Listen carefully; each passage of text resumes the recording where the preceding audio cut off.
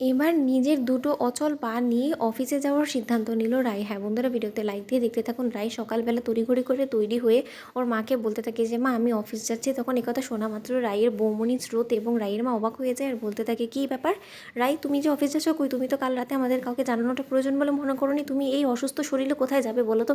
রাই শোনো, একদম জেদ করা যাবে না রাই। তোমাকে কিন্তু ডাক্তার টোটাল বেড রেস্ট হওয়ার কথা বলেছে। আর তুমি সার্থকের বাবার কথা শুনেছো তো? সার্থকের বাবা কিন্তু যথেষ্ট পরিমাণে তোমাকে রেস্ট্রিকশনে থাকতে বলেছে। তা না করে তুমি এখন অফিসে ছুটছো, তোমার কিসের এত প্রয়োজন পড়ে গিয়েছে বলো তো? তখন রাই বলতে থাকে মা টাকার তো প্রয়োজন আছে তাই না? এখন সংসারে যদি আমি টাকা কন্ট্রিবিউট না করতে পারি তাহলে আমি এই সংসারে কী করে পড়ে থাকি? এরকম করে বলো তো, একটা বোঝা হয়ে তুমি একবারও ভেবেছো? আমাদের সমাজে তো অনেকেই আছে এরকম যারা কিনা জন্মসূত্র থেকে এরকম না পা ছাড়াই জন্ম হয়েছে, তো তারা কি কোনো কাজকর্ম করে খাচ্ছে না? তাহলে আমাকে কেন তোমরা এরকম করে বাধা দিচ্ছ বলো তো?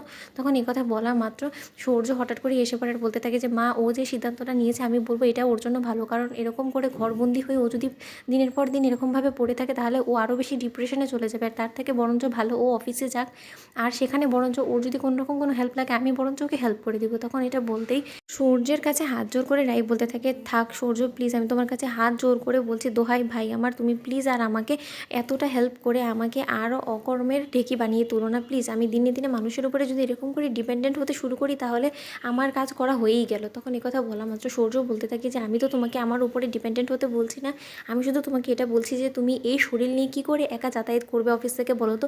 তাই আমি ঠিক করেছি যে তুমি রোজ যখন অফিস যাবে আমি তোমাকে গাড়িতে করে না হয় তোমার অফিস অবধি পৌঁছে দিব, আর তোমার অফিস ছুটি হওয়ার পর আমি তোমাকে সাথে করে নিয়ে এই বাড়িতে ড্রপ করে যাব। তখন এই কথা বলা মাত্র রাইয়ের মা বলতে থাকে হ্যাঁ এই কথাটা খুব একটা খারাপ বলেনি সূর্য। তখন এই কথা বলা মাত্র রাই বলতে থাকে যে না মা সেটা কী করে হয় বলো তো? সূর্য তুমি ভুলে যাও না যে তোমার বাড়ির লোকেদের প্রতিও দায়িত্ব কর্তব্য আছে, তার পাশাপাশি নির্গত তোমার টাইম দেওয়ার দরকার। কিন্তু তা না করে তুমি দিনের পর দিন যদি আমাকে এরকমভাবে সুস্থ করার পেছনে উঠে পড়ে লেগে থাকো, তোমার চাকরি কামাই করো, তুমি তোমার নিজের জন্য সময় না দাও, তাহলেই কিন্তু সেটা খারাপ দেখা যাবে। তার থেকেও বড় কথা, তোমার এইসব কাজকর্মের কারণে আমি আমার ছোটো বোনের কাছে মুখ দেখানো লায়ক থাকবো না। তাই আমি তোমাকে বলছি তুমি প্লিজ এসব না করে তুমি নিজের কাজে একটু কনসেন্ট্রেট করো আর আমাকে আমার মতো করে করতে দাও। কতদিনই বা তুমি আমার সাথে এরকম করে আসা যাওয়া করবে বলো তো? সেটা কি সম্ভব? রোজ তো আর সম্ভব হবে না, কারণ একদিন দুদিনের কথা তো না, এটা তো রোজকার কথা। আর রোজকার যাতায়াতের মধ্যে এরকমভাবে অনেক প্রতিবন্ধকতার মধ্যে দিয়ে আমাকে যেতে হবে, কিন্তু তাই বলে আমাকে থেমে থাকলে তো চলবে না। কেউ না কেউ রাস্তাঘাটে চলতে ফিরতে আমাকে অবশ্যই হেল্প করেই দিবে। তুমি সেসব নিয়ে একদম ভেবো না, তুমি প্লিজ নিশ্চিন্ত হয়ে অফিসে যাও,